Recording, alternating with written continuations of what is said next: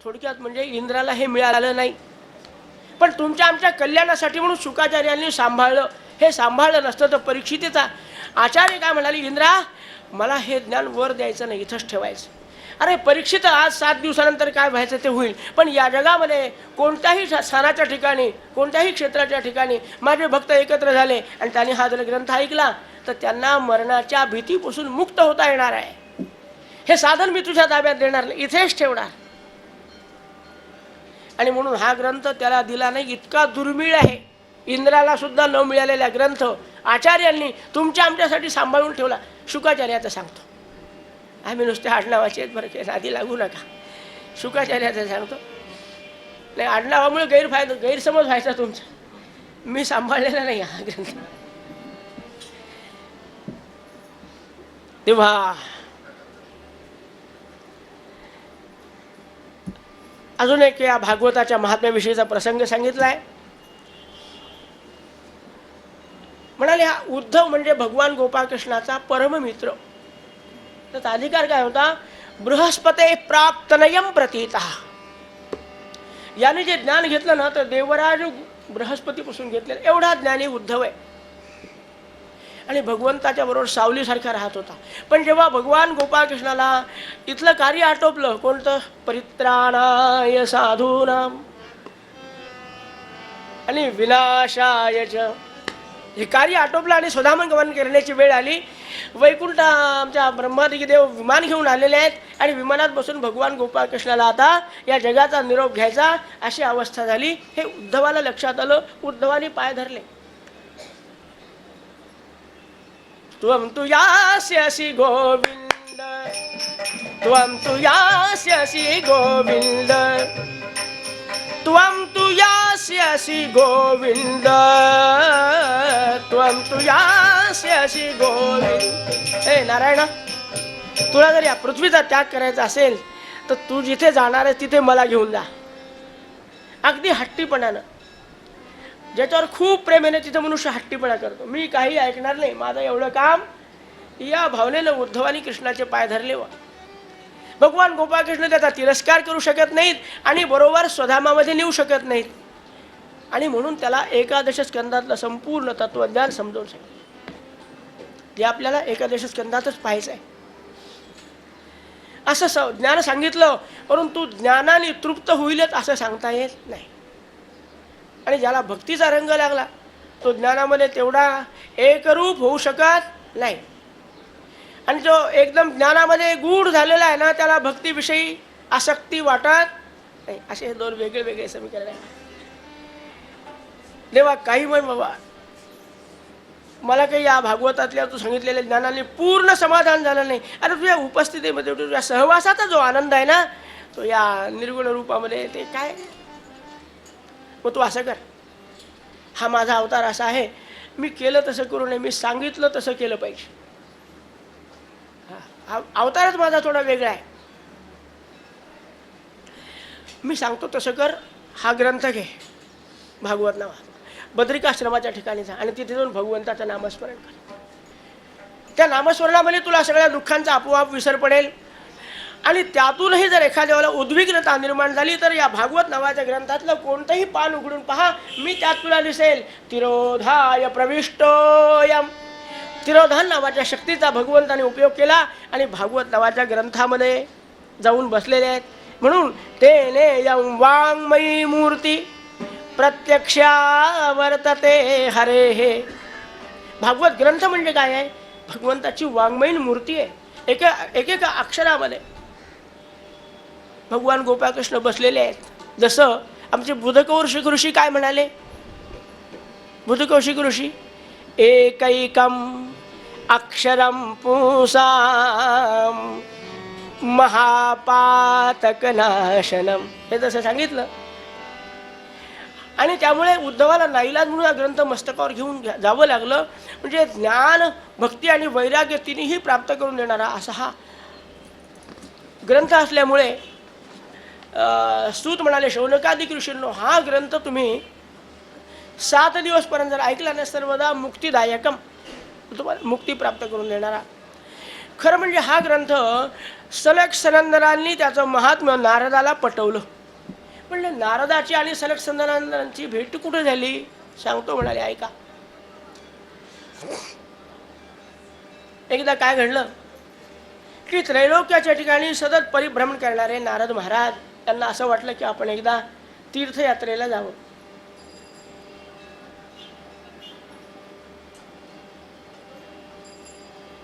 म्हणून आमचे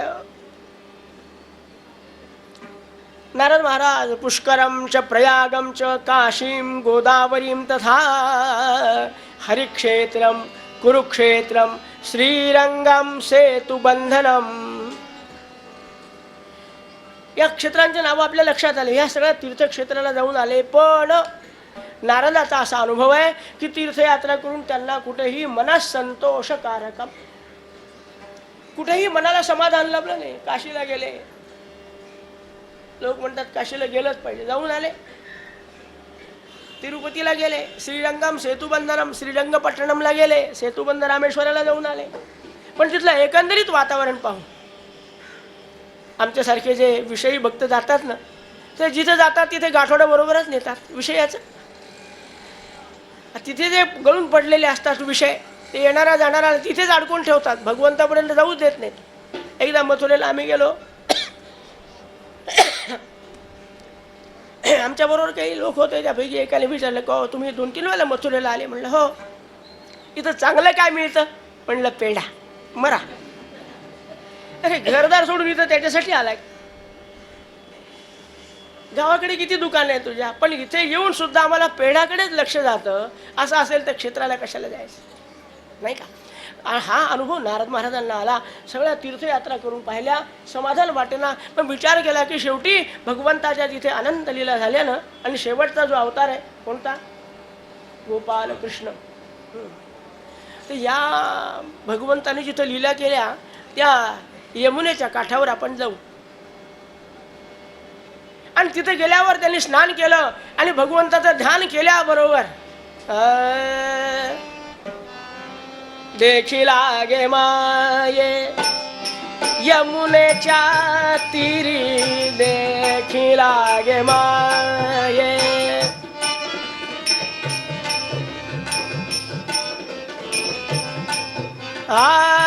देखिला गे माये, देखिला गे माये, देखिला गे माये.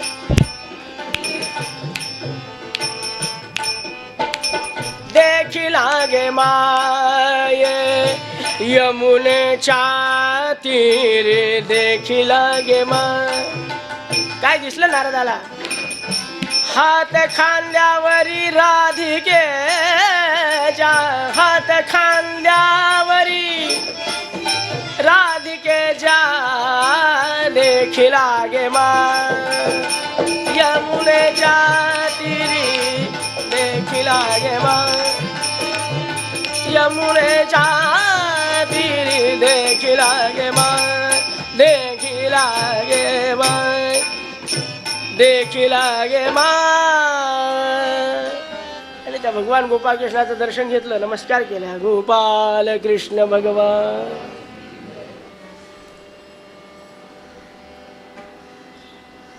आनंद वाटला. वा, सगळ्या यात्रा केले पण कुठं देवदर्शन असं झालं नाही.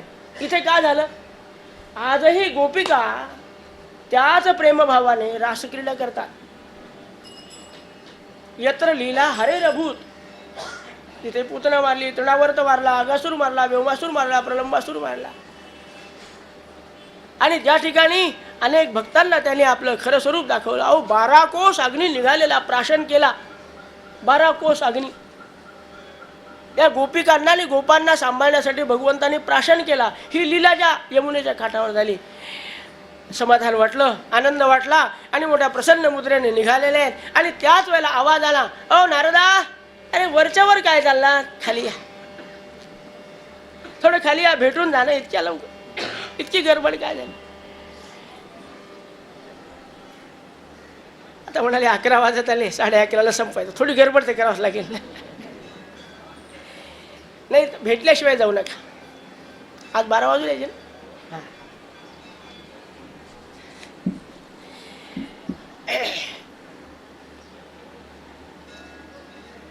आले वा नारद. म्हणाले नारदा मला न भेटता चाललास. नारदाला आश्चर्य वाटलं. म्हणाले मग मी कधी चेहरा पाहिलेला आठवत नाही कधी, आणि अगदी नाव घेऊन मला बोलवलेली नारद आहे हा नारद.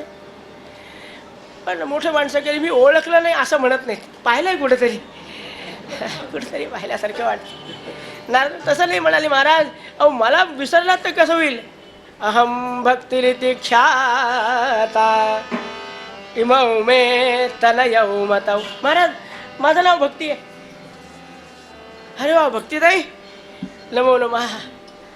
कमाल झाली बा आपली, आपलाच दर्शन झालं, आनंद वाटलं. पण का तुम्ही तर एवढ्या तरुण दिसता, हे म्हातारे कोण आहेत. तेच दुःख आहे, स्वस्य दुःखस्य कारणम. दुःख ते आहे माझं, त्यासाठी तुम्हाला आवाज दिला. संताशिवाय हे दुःख कोणीही हलकं करू शकत नाही. तुम्हाला वाटलं ना की मी तरुण आहे माझे मुलं म्हातारे आहेत, मग सांगा कोणत्या आईला हे बरं वाटेल. माझी ती अवस्था आहे. आणि मग चिंता मग पिनाशय. नारदा एवढी चिंता दूर करा. आपण कसे आहात भगवंताच्या अगदी जवळच्या आहात, निकटवर्ती.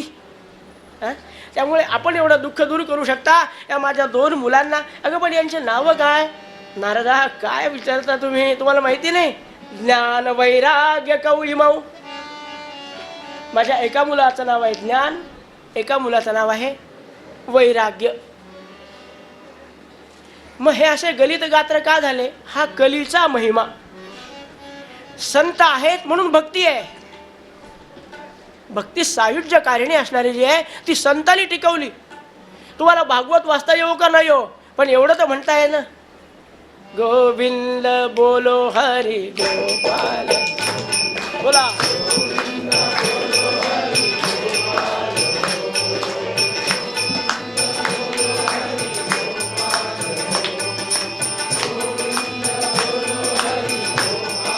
जय जय जय राधारमण हरि गोविंद बोलो.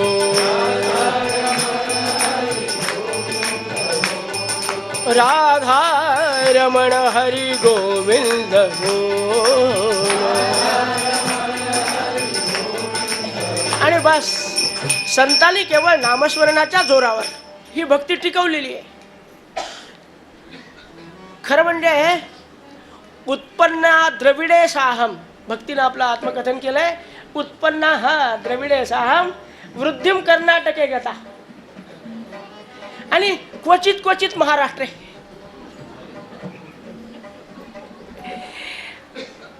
आणि मला मला सांगायची भीती वाटते. गुर्जरे जीर्ण तांगता. अर्थ सांगत नाही आपल्याला माहिती आहे, आपण सगळं ज्ञानी आहात. अशी अवस्था आहे. तर माझ्या मुलांना मात्र कसंही करून तुम्ही ज्ञान वैराग्याला, मग आधी भक्तीला प्रसन्न केलं. आधी हिच्या मनातली भीती गेली पाहिजे. कोणी दुःख सांगायला आलं ना आधी त्याचं दुःख हलकं केलं. मी आहे ना मागे तुझ्या, काही काळजी करू नको. या पद्धतीने भक्तीचं महात्म्य सांगितलं की भक्ती देवी अगं तुला भगवंताने आज्ञाच दिलेली आहे की तू चिरतरुण राहशील बरं का. आणि जिथे जिथे भक्त भगवंताचे आहेत त्यांना मदत करण्यासाठी तुझ्याजवळ 2 दासी दिल्या. एकीचं नाव आहे मुक्ती आणि एकीचं नाव आहे भुक्ती.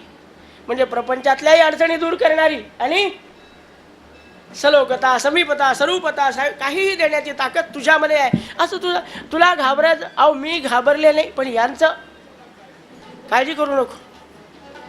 आता आपली भेट झाली ना, मी प्रयत्न करतो. भक्तीला पुष्ट केलं आणि मग ज्ञान वैराग्यांना जागृत करण्यासाठी नारद महामुनी प्रयत्न करायला लागले. काय काय केलं.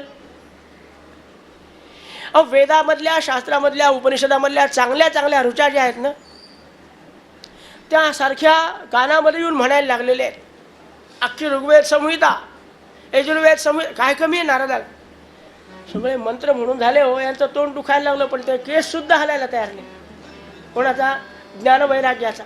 ते गलित गात्र होऊन पडलेले होते मृतप्राय. नारद म्हणले व आता काय करावं. माझ्या जीवनातला पहिला प्रसंग आहे. एखादा कार्य मी हाती घेतलं आणि त्यामध्ये मला अपयश आलं. पहिली केस आहे. आता काय करू.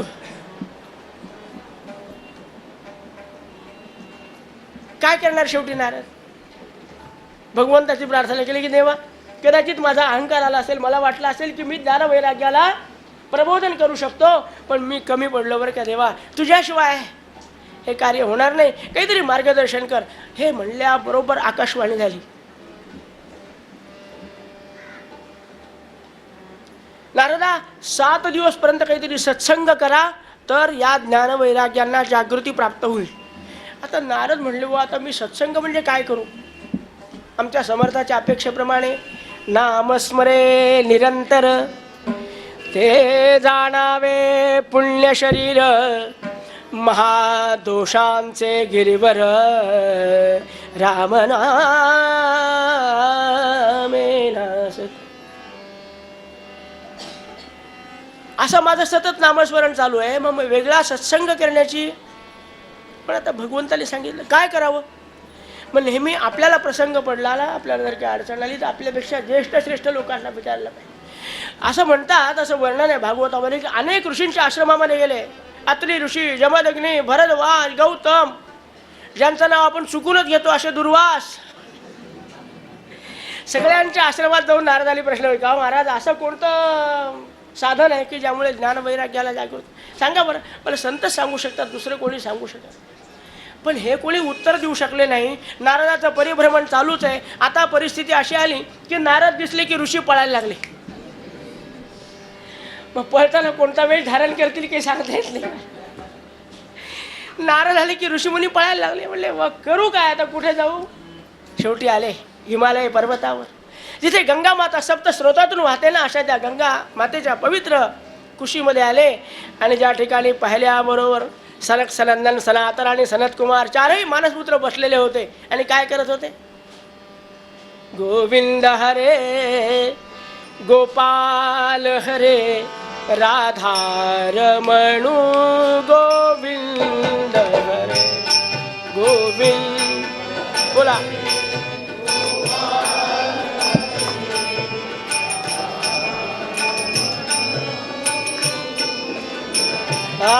गोविंद हरे गोपाल हरे, लय घ्या, राधारमणू गोविंद हरे गोविंद.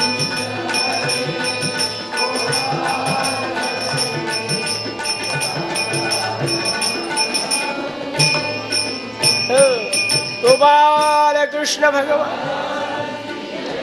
अखंड नामस्मरण नामचिंतन चाललेलं आहे.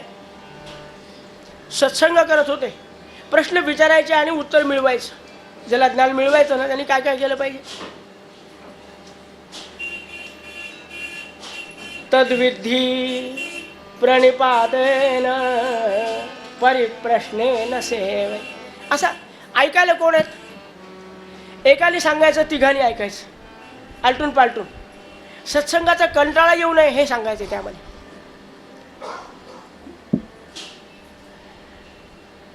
नारद महाराज आले आणि नारदाने नमस्कार केला. पूर्वे श्यामपि पूर्वजाः, दोघेही ब्रह्मदेवाचेच पुत्र आहेत. कोण? सनक, सनंदन, सनातन, सनतकुमार आणि नारद ब्रह्मदेवाचेच पुत्र आहे. परंतु पूर्वे श्यामपि पूर्वजाः यांच्या आधीचे असल्यामुळे नारदाने नमस्कार केला. यांनी स्वागत केलं. बाबा नारदा, काही नमस्काराची गरज नाही, आपण काही लांबच्या आहात का काय, या.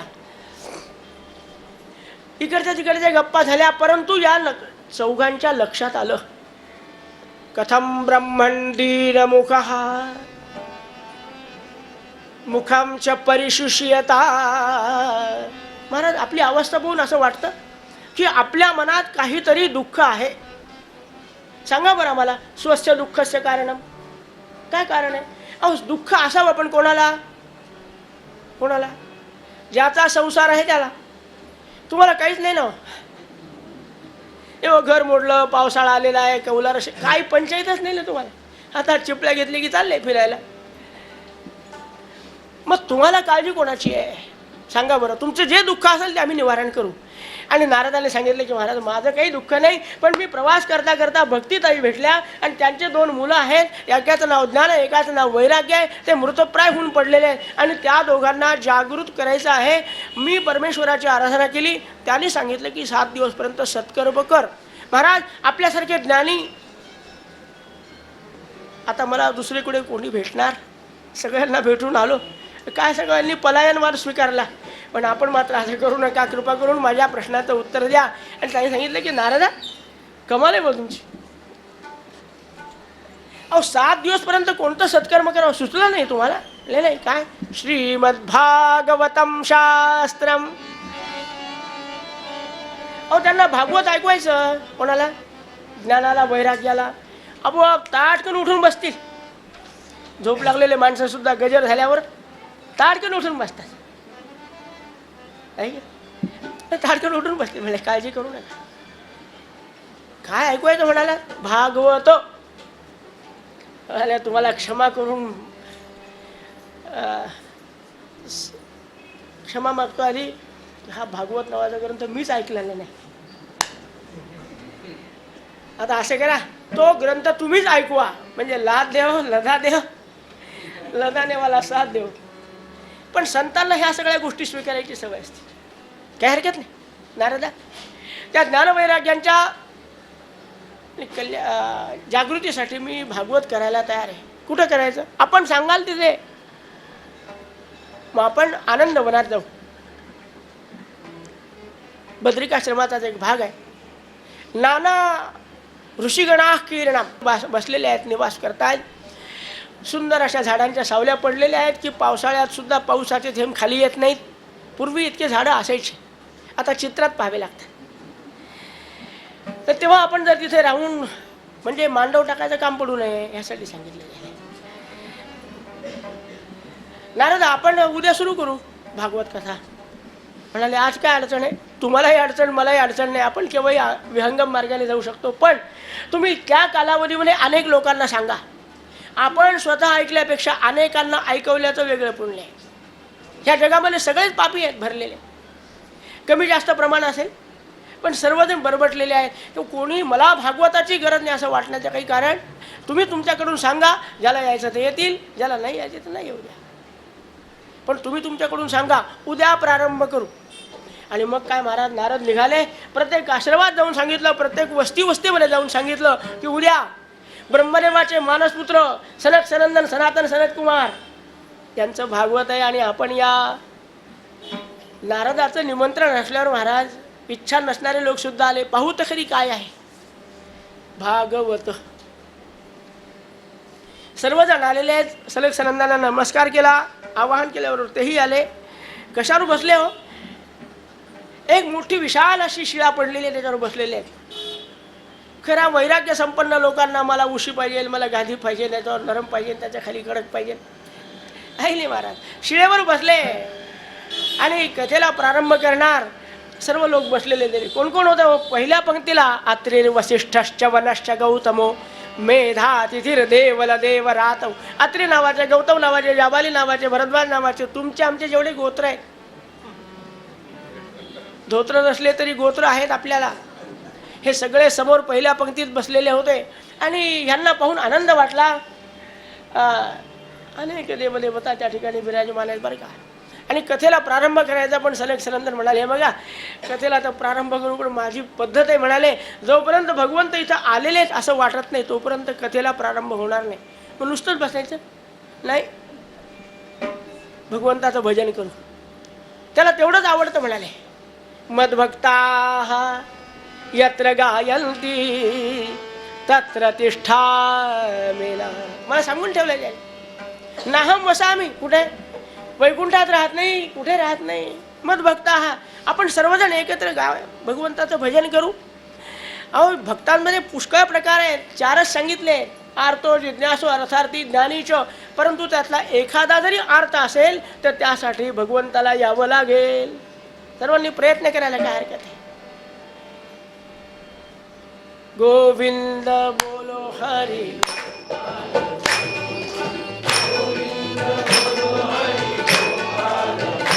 बोलो गोविंद बोलो हरी.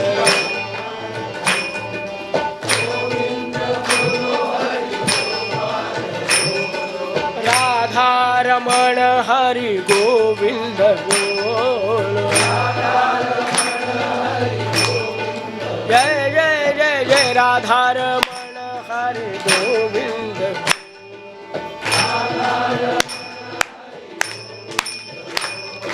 गोविंद बोलो.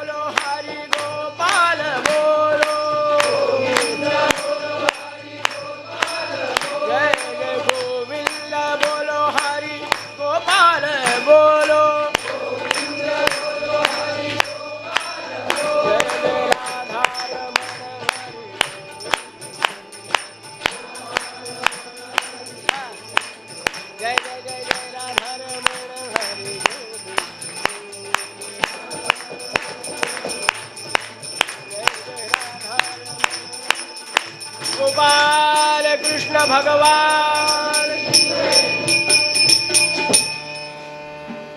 आणि काय महाराज, अत्यंत प्रेमाने भजन केल्यामुळे कस्तुरी तिलकम ललाट पटले वक्षस्थळे कौस्तुभम नासाग्रे वरमौक्तिकं करतले वेणुः करे चंदन. असा तो गोपाल कृष्ण विराजमान झाला. सर्वांनी जय जयकार केला. गोपाल कृष्ण. आणि नारदाने सांगितल्यामुळे भक्तिमाता आली होती. हे बघ, जसं जमेल तसं या ज्ञानवैराग्यांना घेऊन ये. ओढत ओढत आण की उचलून आण, काय करायचं ते कर, पण तिथे ताटका आनंद उत्तमम. त्या वनामध्ये भागवत सांगणार आहेत ना, तिथे ऐकावं लागेल, आणावं लागेल त्यांना. आली आणि भक्तिमाता बसलेली दिसली, ज्ञानवैराग्यांना घेऊन आलेली दिसली आणि कथेला प्रारंभ झाला. महाराज 1 2 3 4 5 6 7 दिवसात पूर्ण कथा आटोपली आणि भगवान गोपाळकृष्णाच्या इच्छेने सर्व देवांनी पुष्पवृष्टी केली. महाराज गोपाल कृष्ण.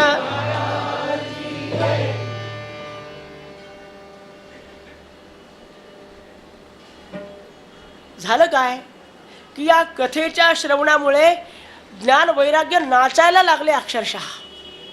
आनंद कशात आहे? कथा संपल्याचा आनंद नाही की आता उद्यापासून आपण मोकळे झालो ह्याचा आनंद नाही तो. या श्रवणाने ज्ञानवैराग्य जागे झालेले आहेत. म्हणजे भागवतामध्ये काय काय आहे? मुळामध्ये भक्ती आहे आणि ज्ञानवैराग्यांना जाग करण्याची ताकद आहे. आमची अवस्था तरी काय झाली हो? ही रूपकात्मक कथा आहे. आमच्या अंतःकरणातली भक्ती आहे, पण आमचं ज्ञानवैराग्य. 11:30 कथा संपवायची म्हणल्यावर 11:25 पासून सगळ्यांचं लक्ष सुदर्शन चक्रावर. सवयीचा परिणाम. अशी परिस्थिती असल्यामुळे आनंद वाटला सर्वांना. सलग सनंदन म्हणाले, बघितलं ना आपण काय भागवताचा महिमा आहे. या जगामध्ये असं एक सिद्धांत मांडला त्यांनी की असं एक पाप नाही की जे पाप भागवतातून शिल्लक राहील. पाप्यातला पापी जेवढं पाप करू शकत नाही तेवढा पापाचा विनाश श्रीमद भागवत नावाचा ग्रंथ करू शकतो. अरे महाराज, सिद्धांत मोठाले तर खूप ऐकतो आम्ही, परंतु असं काही घडलं का हो यापूर्वी? सांगतो बरं का, सांगतो ऐका. पूर्वी तुंगभद्रा नावाच्या नदीच्या काठावर एक सुंदर वसाहत होती. त्या वसाहतीमध्ये सगळे लोक आपल्या आपल्या परीने सुखाने समाधानाने समृद्ध अवस्थेमध्ये जगत होते. तिथे एक ब्राह्मण राहत होता, त्याचं नाव आहे आत्मदेव. श्रौत स्मार्तेषु निष्णातः. ब्राह्मण आडनावाचा नव्हता. श्रौत आणि स्मार्त हे अग्निहोत्राचे प्रकार आहेत. हे अनुष्ठान ज्यांनी स्वीकारलेले आहेत असा तो ब्राह्मण. म्हणजे वेदाचा, शास्त्राचा, उपनिषदाचा अभ्यास झालेला सदाचारी आणि सदाचाराने जगत होता. आणि विद्वान असल्यामुळे संपन्न आहे. घरामध्ये अशी काही नाही की बुवा घरात संपन्न अवस्था आहे, पण एक अडचण होती. आणि मनुष्याला परमेश्वर पूर्ण होऊच देत नाही. काहीतरी कुठेतरी उणीव ठेवतो. नाही तर माणसं हे ईश्वरच झाले असते महाराज. काहीतरी उणीव ठेवतो आणि ते बटन त्याच्याजवळ असतं, स्विच. या आत्मदेवाला सगळं आहे, पण अपत्य प्राप्ती नव्हती. काय केलं पाहिजे? अहो काय जे जे करायला पाहिजे ते केले. व्रत केले, जप केले, अनुष्ठान केले, तीर्थयात्रा केल्या, यज्ञयाग केले, परंतु अपत्य प्राप्ती झाली नाही. काय करावं काय करावं चिंता पडली त्यांना सारखी.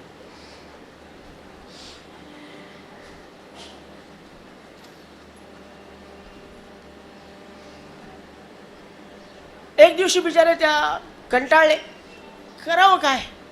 पुत्रहीनस्य मे राज्यम सर्वम दुःखाय कल्पते.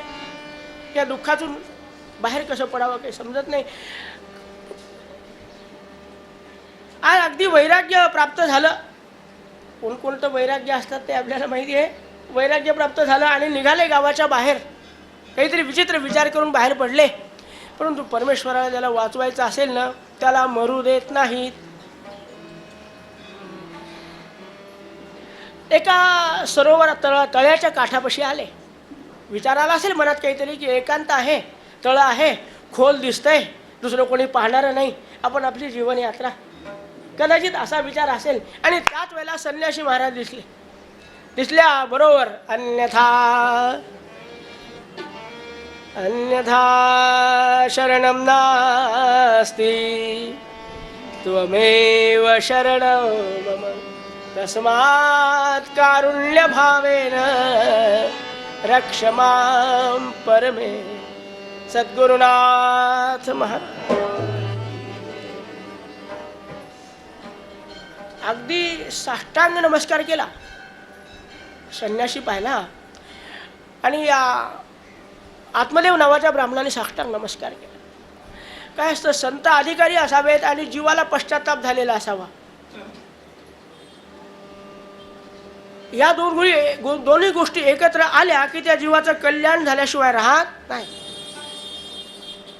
समर्थांनी एक समीकरणच मांडून ठेवलं. जो प्रपंच संगे त्रस्त झाला, जो त्रिविध तापे पोळला, तोची एक अधिकारी झाला परमार्था. अत्युच्च अधिकारी व्हायचं असेल तर प्रपंचात त्रस्त होणं गरजेचं असतं. तशी अवस्था आत्मदेवाची होती. पाय धरल्याबरोबर आपोआप डोळ्यातून अश्रुधारा व्हायला लागल्या आणि त्या आनंद अश्रूंनी पाय स्वच्छ धुवून काढले. त्या संन्यासी महाराजाला दया आली, उचलून उभा केला. अहो संत असतातच कसे, जे का रंजले गांजले त्या सिंहाने जो,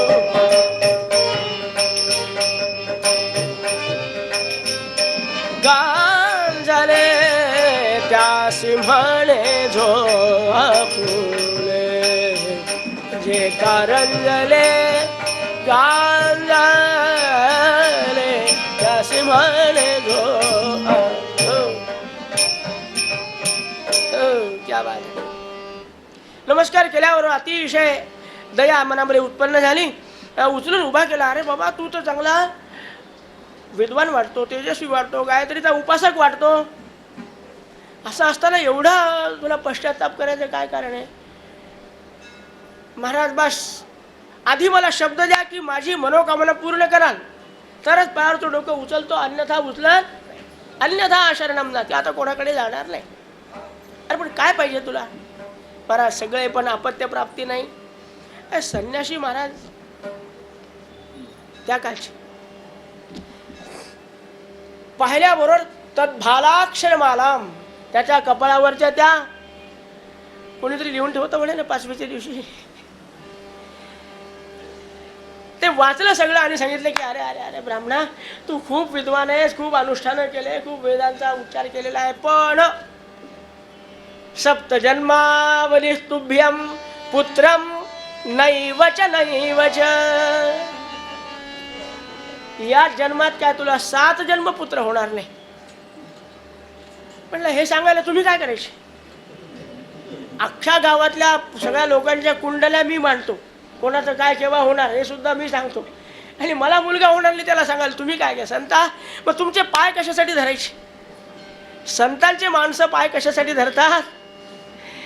नाही का? अरे काही करा. अरे बाबा, हा विषय आमचा नाही आहे, नसेल पण मनात आणलं तर. अहो तुमच्यासारख्या पुढे असे जे अधिकारी संत असतात ना, आज्ञाम तस्य प्रतीक्षन्ते देवाः इंद्र पुरोगमा. इंद्राली देव अशा संतांच्या पुढे हात जोडून किम करोमी. आपल्याला प्रल्हाद चरित्र ऐकायचं आहे. काय प्रल्हादाने नामस्मरण भक्ती केली होती की नरसिंह भगवंत म्हणाले, प्रल्हादा काहीतरी माग बाबा, तुला दिल्याशिवाय मला या रूपाचा उपसंहार करता येत नाही. तो म्हणला मला मागायचं नाही, राहू दे, हे रूप काही चांगलं नाही का? अरे तुझ्या दृष्टीनं चांगलं आहे, तिला घरात घेतलं पाहिजे ना. अवघड आहे. अहो प्रेमाने तरी भगवंताने असा हात केला असता, 3.5 इंचाचे नख ओवाळायला लक्ष्मीदेवी समोर आल्या नसत्या, ह्या भानगडीत न पडलेलं. बरं देवा, तू काहीतरी माग. एकंदरीत सांगायचं हे तू हा की संतापुढे देव हात जोडून उभे असतात. काहीतरी माग. ते स्वतःसाठी काही मागतच नाही. एक कृपा करा आणि मला त्याचं कारण सांगतो. मला माझ्या पापाची पूर्ण खात्री आहे. मला सांगा, आपण कोणी कधीतरी विचार करतो का की मी किती पाप केले? कधी विचार करतो? शेजारी त्याला म्हणतो, आता येऊन बसले भागवताला, मागच्या वर्षीपर्यंत काय काय करत होते माहित नाही का आम्हाला? अरे ते मागचं जाऊ दे, आज आला ना ऐकायला, त्याचं काहीच नाही.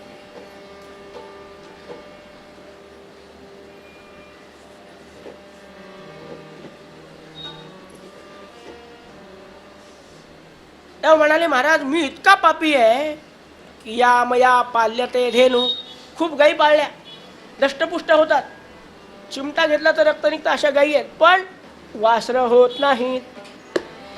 यो मया रोपितो वृक्ष, आंब्यासारखे मोठे मोठे झाडं लावतो, हिरवेगार होतात, फुलोरा येतो, पण त्याला फळ लागत नाही. मग सांगा, ज्याच्या गाईला लेकरं होत नाहीत, वासरं होत नाहीत, ज्याच्या झाडाला फळं येत नाहीत, त्याला लेकरं होतील का? मग हे सांगायला तुमच्यासारखे संन्यासी पाहिजे का? फक्त काहीतरी कृपा करा. अहो तुम्ही मनात घेतलं ते होऊ शकतं. करील ते काय नोव्हे महाराज, करील ते काय नोव्हे महाराज,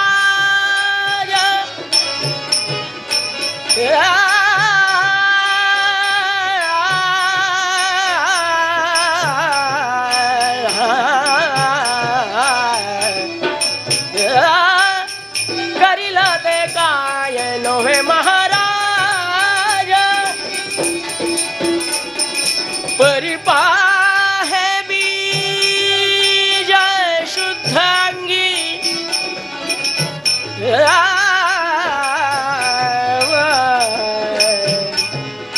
परिपाहे बीज शुद्ध अंगी, करील ते काय नोव्हे महाराज.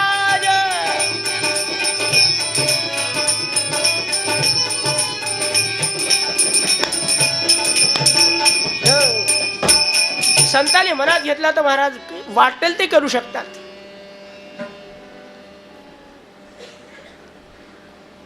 नाईलाज झाला, ब्राह्मणाने पुढचं काही काही बोलून ठेवलं, पण कशाला ऐकायचं आपल्याला, त्याच्याशी कामच नाही, त्या मार्गाला जायचंच नाही आपल्याला. पण ब्राह्मणावर दया करावी अशी जेव्हा संतांच्या मनावर इच्छा उत्पन्न झाली, एक आपल्या झोळीतून फळ काढलं, जा तुझ्या पत्नीला खायला दे, आणि काही व्रतनियम सांगितले, याप्रमाणे वागले तर 1 वर्षात तुला सुंदर मुलगा जन्माला येईल. आनंद वाटला. एकदा फळ मिळाल्यावर पुन्हा एकदा नमस्कार करावा नाही वाटलं. फळ घेतला की पळाला, हातात प्रसाद पडल्यावर कशाला राहा, उपासना करा, दिंड्या करा, प्रसाद झाला. प्रसाद घेतला की आला ब्राह्मण, आला की आपल्या पत्नीला, शांताराम काय पत्नी होती त्या ब्राह्मणाची, कोणालाच नसावी अशी बाबा, दिसायला खूप सुंदर होती पण असायला पाहिजे. मनामध्ये अत्यंत कपट भरलेला, अतिशय सौंदर्य सम्राज्ञी, आणि तिला वाटायचं की या घरातल्या प्रत्येकाने मी बोलेल असं ऐकलं पाहिजे. कोणी काही निर्णय घ्यायचा असला तर आधी मला विचारलं पाहिजे. मग नवरा असेल तरी न बरा,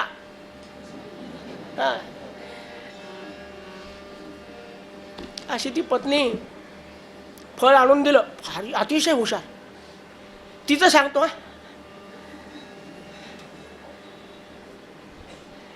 अतिशय हुशार ती. कशाचं फळ आहे? अगं आपल्याला मुलगा नाही ना, म्हणून त्या एका संताला अगदी पाया पडून त्यांना अगदी हट्टाने घेतलं, तू हा काय 1 वर्षात तुला मुलगा होईल. हिला या भानगडीत पडायचंच नव्हतं. ती म्हणली काय पंचायत आहे, काय असा नवरा भेटलाय, हा काय करायचं लेकरं बाळण. फळ घेतलं, काही हरकत नाही, चांगलं फळ आणलं तुम्ही, प्रसाद आहे ना, मी निश्चित, आता खा माझ्यासमोर. असा पोरकटपणा करू नका. 11:30 वाजले, फळ खायची वेळ आहे का? मी बरोबर फळ खाईल, द्या माझ्याजवळ. घेतला. आता नाही लाजली बायकोवर 100% विश्वास ठेवावा लागतो. तुझ्याकडे बोट करत नाही, एक सांगतो सर्वांसाठी बाबा. आता समोर बसलेल्या माणसाला कधी कधी असं भोगावं लागतं बरं का, बोललेलं ऐकावं लागतं. 100% विश्वास ठेवावा लागतो. दिलं फळ, खा बरं का, काळजी करू नका, मी खाणार. याला जेवायला वाढून दिलं, हे जेवले, मस्त झोपले. महाराज विश्वास होता ना बायकोवर, खाल्ला असेल म्हणून. हिनं काही खाल्लं नाही, ठेवून दिलं घरामध्ये सांभाळून. का? समजा मी फळ जर खाल्लं तर गर्भेण उदरवृद्धिता. मग माझं सौंदर्य राहील का? मला विद्रूप अवस्था प्राप्त होईल. मी इतकी नाजूक, इतकी सुकुमार शरीराची, प्रसूतौ दारुणम दुःखम, त्या काळच्या वेदना मला सहन होतील का? म्हणून या पंचायतीत पडायचं नाही. बरं, समजा आपण काजू किशमिश खाऊन म्हणा कोणत्याही प्रकारे त्या वेदना सहन केल्या, परंतु मुलगा होऊन आई मोकळी होते का? दिवसातून किती लंगोट बदलता येतील चांगले डॉक्टर तरी सांगतात का? पोट दुखायला लागले की रात्रभर मांडीवर घेऊन बसावं लागतं, याचं कुठं गणित असतं का? म्हणून नमातु परदैवतम महाराज. इतके सगळे यातना, इतके सगळे दुःख त्या लेकरासाठी भोगावे लागणार, मोकळं होता येणार नाही. म्हणून आपल्याला या भानगडीत पडायचं नाही. पण भेटलाय असा हा नवरा, काय करावं? मला तर असं वाटतं म्हणले की वंध्यावा विधवा नारी सुखिनी इतिमे. किती पण त्या काळातल्या त्या स्त्रिया संपल्या. आता अशा कोणी नाही बरं का, आता चांगल्या आहे सगळ्या, भीती वाटायचं काम नाही. लोक लग्नच करणार नाही, आताच चांगलं आहे. पूर्वी तसा तिनं फळ काही खाल्लं नाही, 2-4 दिवस गेले आणि तिची बहीण आली, मोठी बहीण. आता ही अशी तर मोठी कशी असेल? तिने विचारलं का गे तुझी तब्येत जरा जास्त क्षीण वाटायला लागली. काय सांगू म्हणाले, आमचा नवरा हे फळ मागून आणले, ह्या सगळ्या भानगडी, आपल्याला हे काही नको, रेडीमेड मिळेल का? म्हणले ताबडतोब.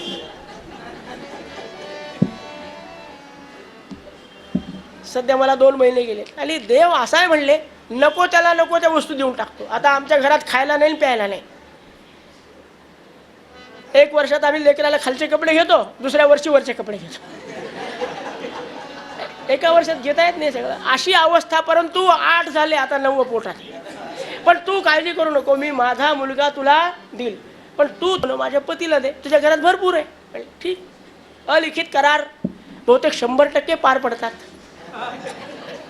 अलिखित कराराविषयी बोल झालं. आणि ती यथावकाश मग ही आपल्या नवऱ्याला मी गर्भिणी असं दाखवायला लागली. माणसं कसे म्हणलं तरी.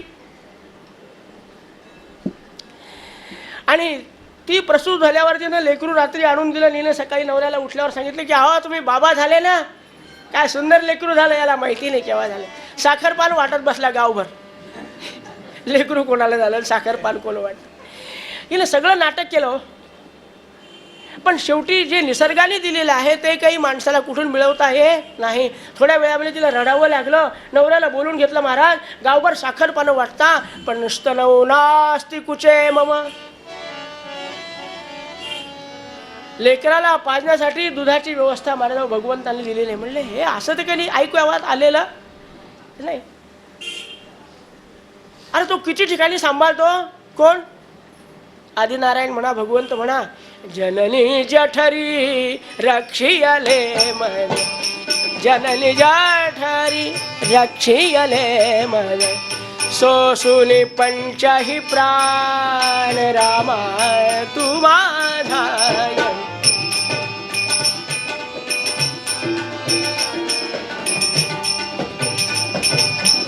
बाहेर निघता, बाहेर निघता मातेच्या स्तनी पय केले निर्मा तू माझा यजमान.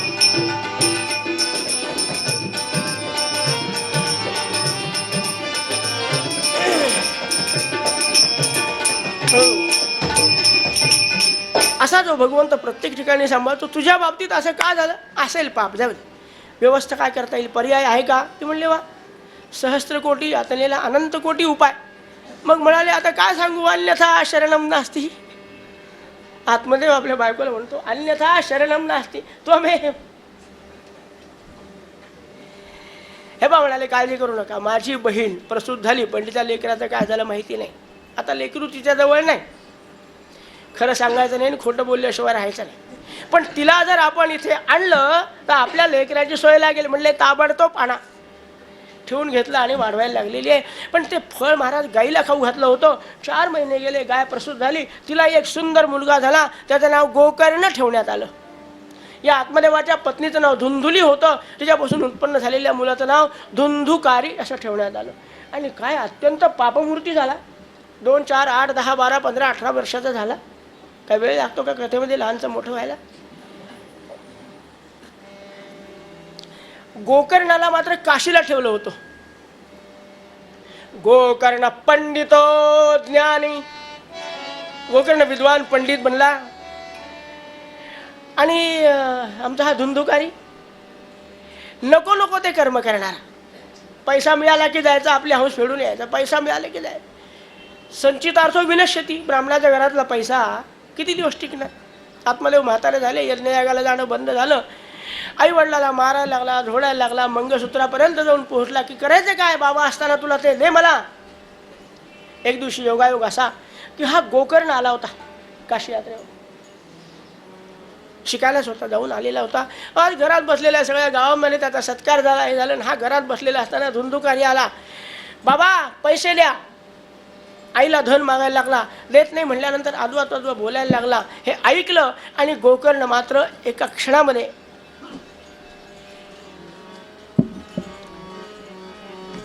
पश्चात्तापाने दग्ध झालेल्या अवस्थेमध्ये आपल्या बाबांना म्हणतो, बाबा त्व आस्थिमाव शिरोधिरे अभिमती त्यजत्वम. बाबा किती दिवस राहायचं?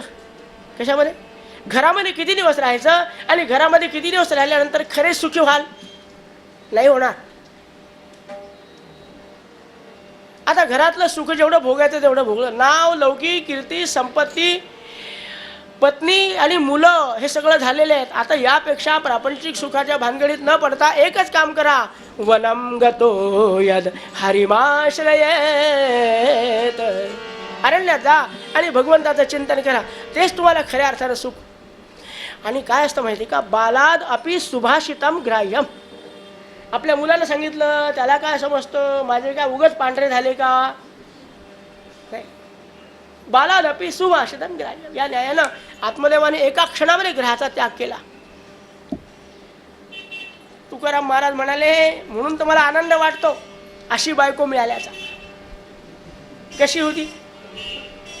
कधीही तुकाराम महाराजाला महाराज म्हणून म्हणाली नाही, बुवा असं म्हणली नाही. वेडा तुक्या काय विशेषण होतं? कोणाचा अधिकार होता दुसऱ्याचा, त्यांना हे विशेषण द्यायचं. कोणत्याही विद्यापीठात न जाता मिळालेलं.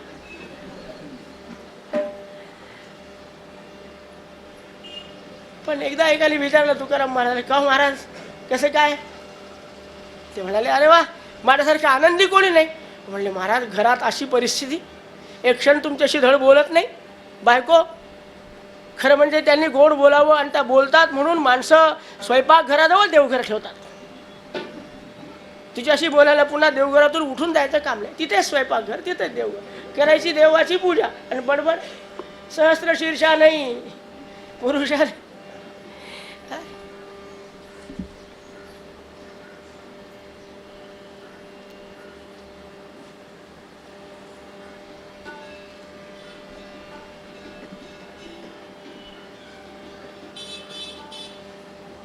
महाराज हा धुंधुकारी दिवसेंदिवस जास्त त्रास द्यायला लागलेला आहे. आत्मदेव नावाचा ब्राह्मण तर अरण्यामध्ये निघून गेला ब्रह्मचिंतनासाठी. त्यांनी काय सत्कर्माच्या परिपाकानंतर काय मिळायचं ते यथायोग्य फळ त्याला मिळालेलं आहे. इकडे पत्नी घरात राहिलेली आहे, पण ह्या धुंधुकारीच्या त्रासानं एक दिवशी ती पण मरून गेली. आता तर त्याने त्या स्त्रीला आपल्या घरीच आणून ठेवलं आणि वाटेल तसा वागायला लागला. पण काय झालं महाराज, जेव्हा हा धुंधुकारी आता घरात काही राहिलेलं नाही, दिल्याशिवाय म्हणजे आपल्याला अनुभव नाही पण ऐकून माहिती आहे ते येऊ देत नाहीत. त्यामुळे मग आता काय न्यायचं, काय करायचं? तर यांनी चोऱ्या करायला प्रारंभ केला. आता नवीन चोरी करायला प्रारंभ केलेला मनुष्य एकदम मोठी चोरी करतो का? हळूहळू चोरी करायचा. मग ती चोरी केलेली सगळी तिला द्यायचं, तर खायचं काय हा प्रश्न यायचा. मग त्याच्या मित्राने सांगितलं की गड्या अशी एखादी मोठी चोरी करू की ज्यामुळे आपल्याला 4-6 महिने तरी दुसरी चोरी करायचं काम पडणार. अरे वा. मग राजाच्या घरी चोरी केली, राणीचे सगळे दागिने आणले आणि त्या ती जी स्त्री होती तिच्याजवळ नेऊन दिलं. तिनं पाहिलं, डोळे दिपून जातील असे हिरे, मानकण, सुवर्ण, दागिने पाहिले. अरे बापरे म्हणाले, आपल्या अनेक पिढ्यामध्ये इतकी संपत्ती कोणी कमावली नाही. काय ब्राह्मणाचा मुलगा मिळाला, यापुढे भेटायचं तर ब्राह्मणाच्या पोरांनाच भेटायचं असा मनातल्या मनात संकल्प केला असेल केला ती संपत्ती पाहू. पण जेव्हा तिनं आपल्या मैत्रिणींना दाखवलं की पाहिलं का आज काय पेटी मिळाली, म्हणली वेडी आहे का तू, तुला माहिती आहे हे सगळे राणीचे दागिने आहेत. आज न उद्या राणीला दागिने घालायची हौस आली, लहर आली, केव्हा येईल की सांगता येत नाही. पेटी सापडली नाही तर दिसेल त्याला मारायला प्रारंभ होईल. सगळ्या नगरीतल्या लोकांना ठोकून पिटून काढतील चोरीचा शोध लावण्यासाठी. त्याच्यात जर हा धुंदुकारी पकडला गेला, ब्राह्मणाच्या माणसाला सगळं खाता येतं पण मार नाही खाता येत, कच्चा असतो तिथे. राजाचे दूध जर त्याला फटके का दूध खाता येईल, फळं खाता येईल, खीर खाईल आपल्याला, पण फटके कुठे खाता येतात. हा ताबडतोब 2 फटक्यामध्ये कबूल होईल आणि तो तुझ्या घरी राजदूतांना घेऊन येईल आणि मग द्यार आहे नाही ते तुझं जाईल, धुंदुकारीने दिलेलं जाईल. त्यापेक्षा एक काम करून टाक, पुरावा नष्ट करून टाक आणि त्या धुंदुकारीला घराच्या अंगणामध्ये खड्डा केला, त्यामध्ये ढकलून दिला. लवकर प्राण जाईना, हातपाय हलवायला लागला, मोठ्याने ओरडायला लागला, गल्लीतल्या लोकांना आवाज जाऊ नये म्हणून तप्तांगार समूह हाऊसच्या आपल्या सगळ्या मैत्रिणींना सांगितलं की 2-2, 4-4 टोपले विस्तवाचे तयार करा. ते सगळे विस्तू आणला, त्याच्या तोंडात टाकला आणि त्या त्रासामुळे तो मरून गेला. परंतु वातरूप धरोधमहा, जन्म घ्यावा लागे वासरेच्या संगे या न्यायानं त्याला काही मुक्ती मिळाली का? स्त्रीच्या चिंतनामध्ये मुक्ती मिळते का? नाही. मग वायुरूप धारण केला आणि फिरायला लागला, कोणाकोणाला त्रास देता येईल ते पाहायला लागला. एक दिवशी आमच्या गोकर्ण तीर्थयात्रा करून आला. तीर्थयात्रा करत असताना समजलं की वडील वारले, मग त्यांच्यासाठी श्राद्ध करून आला. पुन्हा काही दिवसानं मिळालं की गावाकडचे लोक यात्रा करत असताना, अरे तुझी आई वारली, असं का? गयला जाऊन श्राद्ध करून आला. पुन्हा वापस यायला लागला, पुन्हा गावाकडची मंडळी मिळाली, अरे तुझा तो धुंदुकारी नावाचा भाऊ पण अशा रीतीने मरण आलं रे, फार वाईट वाटलं. अरे अरे ब्राह्मणाच्या घरात जन्माला आलेले आणि कसं जगावं, काय अपेक्षा असतात लोकांच्या आपल्याविषयी, आपण कसं वागलं पाहिजे. पण आपला भाऊ अशा रीतीनं मेला, पण माझं काम आहे की माझ्या त्या मोठ्या भावाचा उद्धार झाला पाहिजे, कोणत्या ना कोणत्या मार्गाने झाला. मग काय करायचं म्हणून गयेला गेला आणि श्राद्ध केलं आणि परत आला आणि आज आपल्या अंगणामध्ये झोपला निवांत. आता आई नाही, वडील नाही, धुंदुकारी नाही, पण घर होतं म्हणून अंगणामध्ये पडला. पण मध्यरात्र होऊन गेली महाराज आणि त्या पिशाच्या वेळेला हा आला. कोण? धुंदुकारी, पिशाचं रूप धारण करणारा. क्वचित गावहा, क्वचित महिषहा, क्वचित वृषभो भवत असं वर्णन आहे. अनेक रूपं धारण करून समोर यायला लागला. पण गोकर्ण विद्वान होता, काशीत राहिलेला होता. कमंडलूला पाणी घेतलं, शिंपडलं तोंडावर, अरे कोण आहेस, कशासाठी आला? दादा घाबरू नको, मी तुझा भाऊ आहे धुंदुकारी. अरे तुला मृत्यू आल्याचं समजल्यावर मी गयेला गेलो आणि श्राद्ध करून आलो. अरे काय सांगू तुला,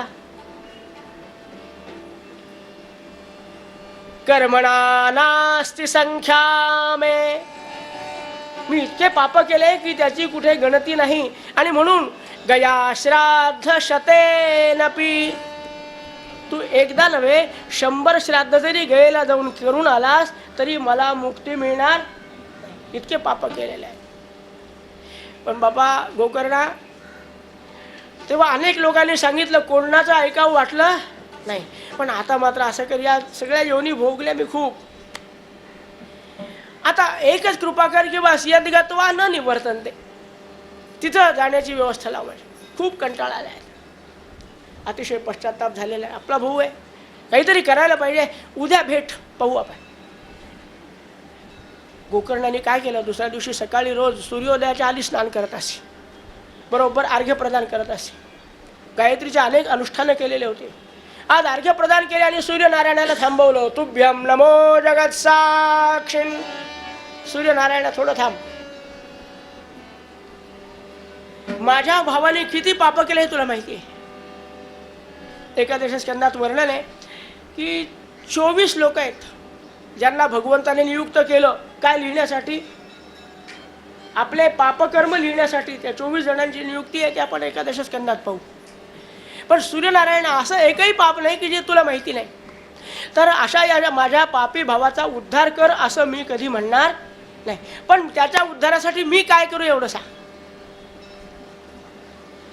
परमेश्वराला आज्ञा द्यावी का नाही का? आपण काय म्हणतो, महाराज काही करा, आपल्या मुलाचा नंबर लागला पाहिजे बरं का.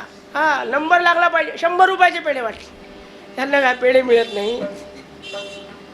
आणि नंबर लागला पाहिजे बरं का. तो काय सालदार आहे आपल्या बापाचा महाराज.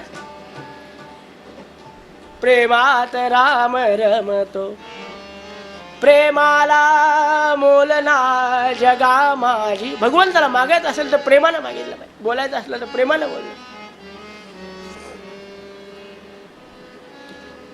तुभ्यम नभो जगत साक्षीन सूर्यनारायणाला नमस्कार केला.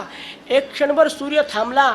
सांगितलं की गोकर्णा, तुझ्या भावाच्या उद्धारासाठी एकच साधन आहे, श्रीमद्भागवतम शास्त्रम सप्ताहे वाचनं कुरु. सप्ताहे वाचनं कुरु. 7 दिवसपर्यंत भागवत नावाचा ग्रंथ ऐकव. तो जर ऐकेल तर 7व्या दिवशी त्याला दिव्य अशी अवस्था प्राप्त होईल म्हणाले. नमस्कार केला सूर्यनारायणाला. रात्री झोपले. झोपेमध्ये मध्यरात्र उलटली. धुंदुकारी भेटायला आला. विचारलं, अरे दादा काही व्यवस्था लागली? उद्यापासून भागवत आहे, कृष्ण बाग, तिथे तू ये, जिथं जमेल तिथे बैस आणि पहा काय होतं ते. श्रद्धा ठेव. अरे श्रद्धामयोयम पुरुषः यो अश्रद्धस्य एव सः. विश्वास तो करी स्वामी वरी सत्ता सकल भोगिता होई. तू फक्त विश्वासानं भागवत ऐक, पाहू काय होतं ते. आणि महाराज दुसऱ्या दिवशी गोकर्णाने स्वतः भागवत सांगायला प्रारंभ केला. आदल्या दिवशी गावोगावी, घरोघरी, गल्लोगल्ली, वस्त्यामध्ये जाऊन सांगितलं की उद्या मी स्वतः भागवत सांगणार, या आपण ऐकायला. अजून तेवढा प्रचार झालेला नाही, तुम्हाला ऐकायला मिळालं नसेल, या बरं का, अवश्य या. काहीतरी कारण सांगू नका, अगदी या. सर्वांना आग्रहानं सांगितलं आणि कथेला प्रारंभ केला. गोपाल कृष्ण भगवान. धुंदुकारीला सांगितलं होतं, धुंदुकारी आला, पण बसू कुठे या मंडळीमध्ये? नाही बाबा, हे रोज 1-1 तास जप करणारी मंडळी आहे, उपासना करतात, संध्याकाळी पंचपदी करतात, इथे नको, मागे बसू. जे केवळ सप्तपदीवरच समाधान आहे त्यांच्याकडे असं मागे. पण ते म्हणला तिथे काही खरं नाही, हे किमान पुण्यतिथीला तरी गोंधळायला जातात, इथेही नको. मग बसायचं कुठे? तिथे एक झेंडा लावलेला होता, त्यात वेळू होता. ते वेळूमध्ये जाऊन बसला. एकही अक्षर सुटलं न पाहिजे म्हणून, जवळ बसायला मिळालं पाहिजे, लोकांच्या नजरेतनं आलं न पाहिजे, आपल्यापासून त्रास कोणाला नको. भागवत आपल्यासाठी आहे, आपण समोर बसून ऐकलं पाहिजे. आला तो त्या वेळूमध्ये बसला जाऊन आणि रोज भागवत ऐकायचा. पण काय मनापासून हो, सगळ्या प्रकारचा पश्चाताप झालेला होता, अंतःकरण शुद्ध झालेलं होतं महाराज. रोज कथा संपली की एक गाठ फुटायची वेळूची. धुंदुकारीच्या जीवनातल्या एका जन्मातलं पाप संपायचं. दुसऱ्या दिवशी दुसरी गाठ, तिसऱ्या दिवशी तिसरी गाठ. भागवतात वर्णन आहे, गप्पा नाही करत. बरं, फार श्लोक म्हणले तर कंटाळाला, पण म्हणून जास्त श्लोक म्हणत नाही. 7व्या दिवशी 7वी गाठ फुटली आणि तेव्हा भागवत संपलेलं होतं. हरये नमः, हरये नमः, हरये नमः, गोपाल कृष्ण भगवान. आमच्या गोकर्णाने ग्रंथावर डोकं ठेवून नमस्कार केला. तिच्यामध्ये बाहेर विमान आलं होतं. नंद सुनंद नावाचे द्वारपाल आले. अरे म्हणाले, गोकर्णा या, आम्ही नंद सुनंद आहोत, भगवंताचे द्वारपाल आहोत, विमान घेऊन आलो माझ्यासाठी. नाही, तुझं काम व्हायचं आहे, अजून बरेच भागवत सप्ताह करायचे, सध्या नाही देत. धुंदुकारी कुठे आहे, त्याला बोला. म्हणलो, वा धुंदुकारी, मला आल्यापासून काही दिसला नाही, पण असेल कुठे. अरे धुंदुकारी, इकडे ये, इकडे ये म्हणल्या बरोबर. काय सांगावं त्या धुंदुकारीची अवस्था काय झाली होती. अगदी भगवंताच्या स्वरूपाप्रमाणे तेज त्याला मिळालं. सगळ्या अंगातले मल, विक्षेप, आवरण, अज्ञानाच्या सगळ्या शक्ती संपलेल्या आहेत. अज्ञानाचं कार्य संपलं, सगळं पाप शमन सकल झाले. पापनी ताप त्याचे, कशामुळे? बनत परिस संघे लोहते हेमसाचे.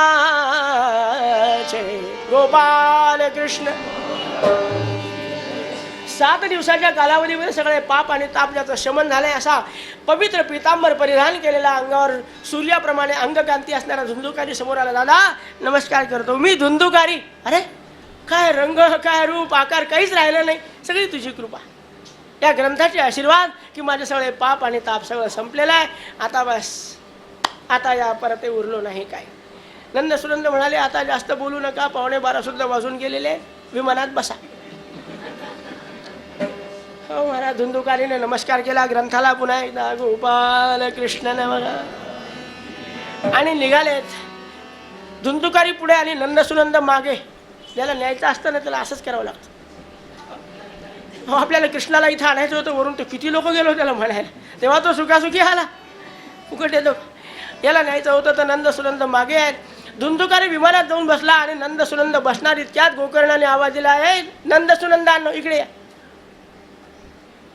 काही राहिलं सुटकेस ब्रीफकेस राहिलं काही नाही, पण इतके श्रोते बसलेले असताना, बहव संत श्रोता राहा, आणि तुम्ही वैकुंठात राहता ना, मग वैकुंठात राहणाऱ्या माणसाच्या मनामध्ये भेद असावा का? मग या सगळ्यांना विमानात का बसवून नेत नाही? ते म्हणले, या सगळ्यांनी सांगितलं की आम्ही 11:30 नंतर घरी जाणार.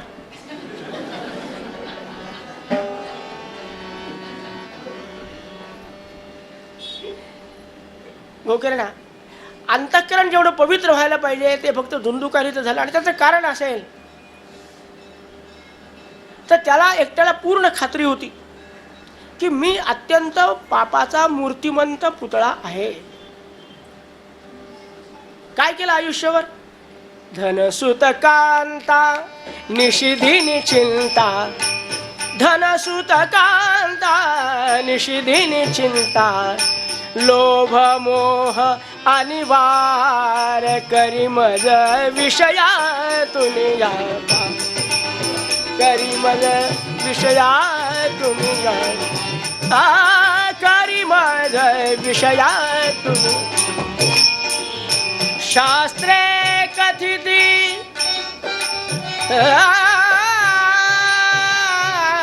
शास्त्रे कथिती संत ही वदती, खोटा हा संसार, संसार खोटा हा संसार, करी मज विषयातून याता,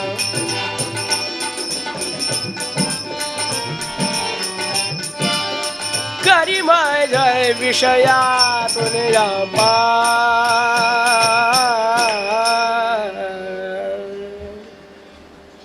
सगळ्या प्रकारच्या पापाने प्रायश्चित्त,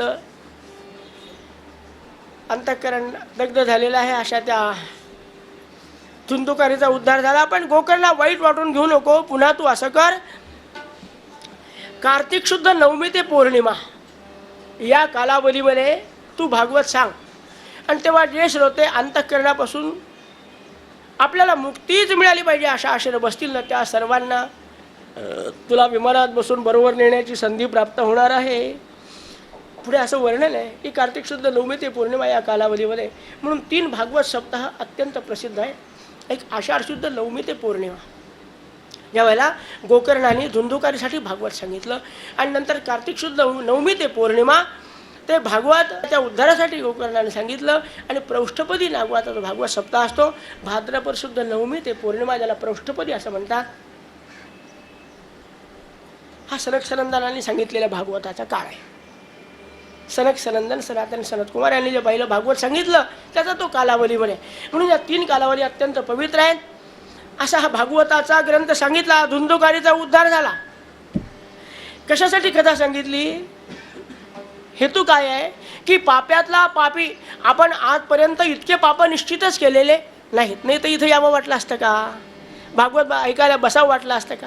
ज्या अर्थी हे आपल्याला वाटतं ना, त्या अर्थी आपण एवढे पाप केलेले नाही, आणि यापुढे आपल्या हातून एवढे पाप होण्याची शक्यता नाही. मग हे पाप आणि पापांची पुनरावृत्ती करणारा राजा नाही, काय त्याचं नाव, धुंदुकारी, जर एकाच भागवताच्या श्रवणामध्ये मुक्त होऊ शकतो, तर आम्हाला ती अवस्था प्राप्त होणार नाही का? फक्त ती आर्तता आम्हाला यावी लागेल. कदाचित एका भागवतात नाही जमणार. काय असतं, भांडं खूप जर मळालेलं असेल ना, आमच्या आमचे सद्गुरू प्रल्हाद महाराज नेहमी एक उदाहरण द्यायचे की काळं कुट्ट भांडं असतं. पूर्वी चुलीवर स्वयंपाक असायचा तेव्हा एक चहाचं भांडं असायचं. ते आतून घासलं जायचं पण बाहेरून तसंच असायचं. चुलीतलं स्वयंपाक करणाऱ्याला माहिती आतून स्वच्छ पण बाहेरून त्याला कधी कोणी हात लावायचा. पण नवीन सून जर घरात आली ती म्हणली मला घरातलं सगळं साफ करायचं, सगळं साफ. नवीन नवीन वाटतं.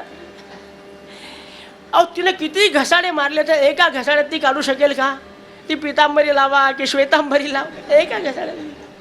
ते जसं वारंवार घासावं लागतं ना तर आमची अवस्था तशी झाली आहे की बहुजन्म विसरलो होतो. जशी ज्या परमेश्वराचं स्मरण करायचं अनंत जन्मांची पातके प्राणी अशी घडली अविवेके मग एकाच भागवतात माझा उद्धार होईल असं नाही. पण काही ना काही घासायला प्रारंभ केल्यावर थोडा थोडा मळ जाईल की नाही. तर तो अभ्यास या भागवताच्या श्रवणातून आपल्याला करायचा आहे. महाराजांना प्रार्थना करायची की महाराज त्या भावनेला ऐकायची बुद्धी आम्हाला द्या आणि आता आम्हाला दुसरं काही मागायची इच्छा नको. वास तुमच्या चरणात. आता नाही जाणे येणे. काय कशासाठी ऐकायचं भागवत? आता नाही जाणे येणे, नाही जन्मणे आणि मरणे, सत्य पाविजे स्मरणे. बस ती अवस्था आम्हाला प्राप्त व्हायला पाहिजे. त्यासाठी भागवत ऐकलं पाहिजे. सप्ताहाचा कालावधी हा 7च दिवसाचा का ठेवला श्रवणाचा? त्याचं असं सांगितलं नाही की अंतःकरणावर परिणाम होण्यासाठी जे काही नियम पाळले पाहिजेत, काही बाह्यांगानं काही अंतरंगानं नियम पाळायचे असतात. हे कलियुगातला मनुष्य 7 दिवसापेक्षा जास्त पाळू शकत. आपली अवस्था त्यांना माहिती आहे, मानसिक अवस्था. त्यामुळे त्यांनी सांगितलं की तुम्ही इतकं फार नाही करू शकत, पण 7 दिवस हे नियम पाळा. म्हणजे काय होतं? सात्विक अन्नाचा, सात्विक वातावरणाचा, सात्विक आहार विहाराचा परिणाम मनावर बुद्धीवर होत असतो. अशा प्रकारचं अन्न खावं की ज्यामुळे विकार मनामध्ये उत्पन्न होणार नाही, तर रजोगुणाचा प्रादुर्भाव होणार नाही, तमोगुणाने मुखातून अपशब्द बाहेर पडणार नाहीत असं अन्न खावं. अशाच प्रकारचे नियम करावेत. हे मनुष्य कलियुगातला 7 दिवसापेक्षा जास्त दिवस पाळू शकत नाही. त्यामुळे 7 दिवसच भागवत ऐकावं, निष्ठेनं ऐकावं. काही विशिष्ट पर्वकाळ सांगितले, काही विशिष्ट महिने सांगितलेत, पण शेवटी असं सांगितलं की साखर कुठे खाल्ल्याने गोड लागते? साखर कुठे खाल्ल्याने गोड लागते? कुठेही खाती मुळात गोड आहे. त्यामुळे भागवत नावाचा ग्रंथ कोणत्याही मनात कुठेही ऐका, पण त्यातल्या त्यात देवाच्या दारामध्ये संतांच्या दरबारामध्ये ऐकला तर त्यांच्या कृपेचा एक आपल्याला जास्तीचा फायदा होऊ शकतो. आणि मी सुधारणार आहे, मी पाप करणार नाही असं म्हणण्यापेक्षा ते मला तशी बुद्धी देणार नाहीत असा जर भाव मनात असेल तर आम्हाला वेळ लागणार नाही. असा हा भागवत सप्ताह आपल्याला दुपारच्या सत्रामध्ये कथेला प्रारंभ करायचा आहे. आणि कथा कुठपर्यंत जाईल ती महाराजाच्या हातामध्ये आहे. ते दुपारी मात्र ठीक 4 वाजता कथेला प्रारंभ होईल. तेव्हा आता झालेली सेवा महाराजांच्या चरणी विनीत करू. आपण एक क्षण भजन करू आणि मग कथेला विराम पाहिजे. बोलो सीताराम राम, बोलो राधे श्याम श्याम.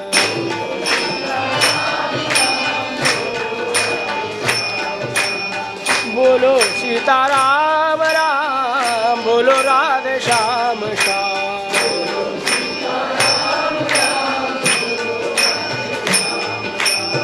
बोलो सीताराम राम, बोलो राधे श्याम श्याम.